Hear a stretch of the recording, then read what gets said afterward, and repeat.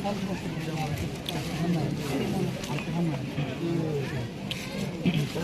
আলাইকুম রহমতুল্লাহ জাতিসংঘ মধ্যে যা 30 তারিখ মধ্যে রোহিঙ্গার সিচুয়েশনের রোহিঙ্গার ইস্যুর হাই লেভেলের কনফারেন্স করে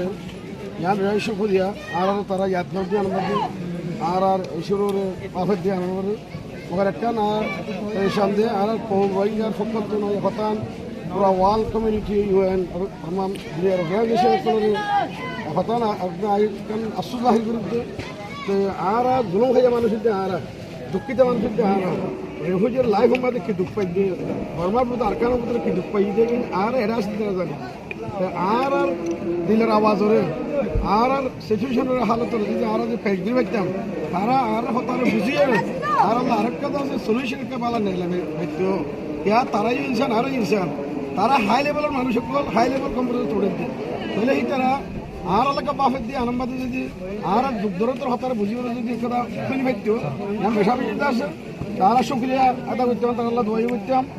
আর হতা গেলে তারা জানি পাইত আশা করি ভূমিকা এখন যদি হনকতা হালত থাকে তো হইলে 30 তারিখের ভিতরে এখনও যদি আর তো কিছু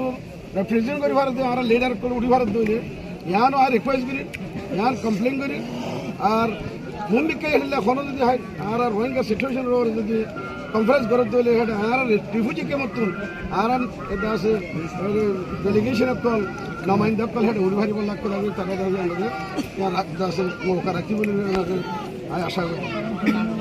আর মোহাম্মদ জুবাইর মন্ডল আর এখন ইলেকট্রেড